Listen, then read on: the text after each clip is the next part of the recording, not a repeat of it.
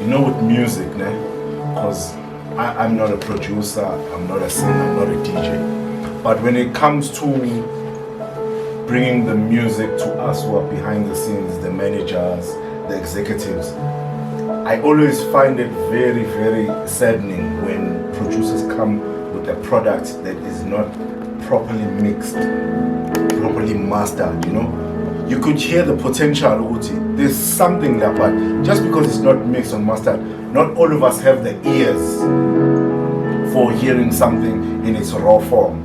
So, like with this, when you ask me, would you take it? I said that intentionally. Yeah. I said no intention because if I had said yes, then most people have the connotation with I can just do it and send it. Yes. Like producers need to understand that there are also brands at the end of the day, because branding is more important. Like right now, we are in the age where we listen with our eyes more than our ears. Before I hear the music, I must see you, look and feel, the brand, and take care of your digital landing, guys. I can't express this enough. If you don't have a digital landing, you just be a great producer producing in the backyard for your friends when they have birthday parties. Because now record labels, unfortunately, because of technology, they don't go with raw talent anymore. It's all about numbers and the look. The product comes third. Imagine.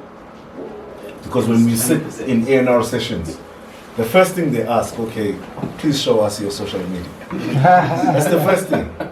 Whether you're a producer, artist, whatever you are, that's the first thing. The numbers need to make sense. Because no record label now or any investor wants to invest in something that's raw, that's a startup.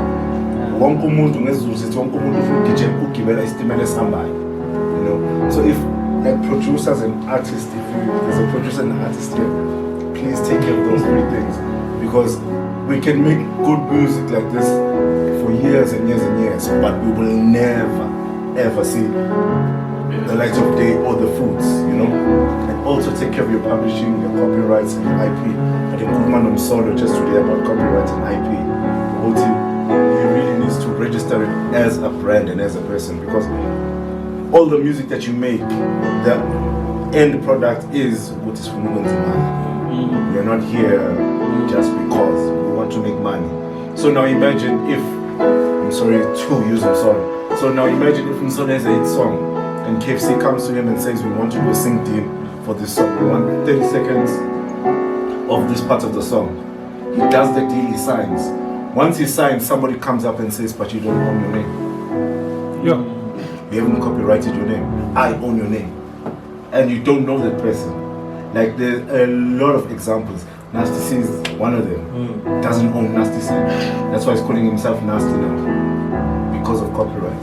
So it's just those little things that producers and artists don't take care of. They think the music will speak for itself, not in this day and age. If you listen to radio now, the top 10, I'm sorry my friend, the top 10 songs now are songs that will not last more than 6 months. Sure. People like Umsolo are really talented. Like, I was surprised that he can sing. Like, he can sing. No, he can sing.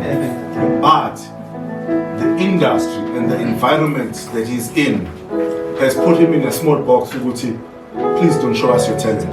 Yeah. Just give us 2%. That's enough, and we'll take you to number one. So what's taking him to number one? His brand, the numbers, look and feel, the social media. That's what's taking him to number one. I love and hate TikTok at the same time, because TikTok does not benefit the artist in the long run. It benefits the person who's doing the video that's going viral. You don't make that amount of money on TikTok. Only the person who's doing the dance or the challenge. But with him, he was clever. He did the challenge himself, and he's part of the song is featured. So royalties, publishing will be paid. But let's take care of those three things, guys, and trust me, you'll make a lot of money. There's a lot of money in this industry. I always tell Given and Tunzi, there's a lot of money. Last year, during COVID, on November 29th, Kwapuma 68 billion rand to America in royalties. Samro, Capasso, Impra, what's the other Sampra, they paid 68 billion rand to America. The first artist, it's Rick Ross, that's number 1. Number 2 was Migos. Number 3 was Lil Baby. I can't remember the 4th one.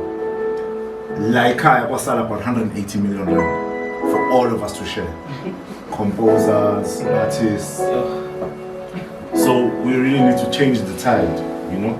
We really need to force government to start listening to us. But the product needs to be right. The image needs to be right. The brand needs to be right. Because if you think you're gonna get in a good deal with any record label just because of your talent, you're playing. You're playing. And also we need like the guys like Home Tunes who are really talented to start releasing music, because we are getting flooded by one sound. Anyone in the world that wants to do a feature, like I get feature requests every day. Hey, we need to do this. I recommend like somebody talented. No. We want this sound. And I'm telling them that's not the only sound that we have, you know. We have a lot of sounds. So the producers, the artists, you need to put out music. Proper music. I'll give you a simple example when I'm closing. I call it a pandemic. In the pandemic of the piano fire, Black Diamond released Sama Yomuti. It was number 1 for 58 weeks. In the middle of the pandemic called piano, Sex Panduni released Osama. What did it do? In the middle of the pandemic, there was Jerusalem. What was it doing? There was Blackie. In the middle of the pandemic, Java released, is it a deluxe? I think deluxe album. In the middle, so it tells us our fans are still there. There are still people who appreciate music. It's just that Tina Shaovalo, who are real musicians, when you love real music, who would, what if I release this? This won't go to number 1. But number 1 I'll see is Ipagete. Doing the correct. So let's release music, take care of our brands. So Bonagoni session, if this guy has my 100,000 consultation, come on.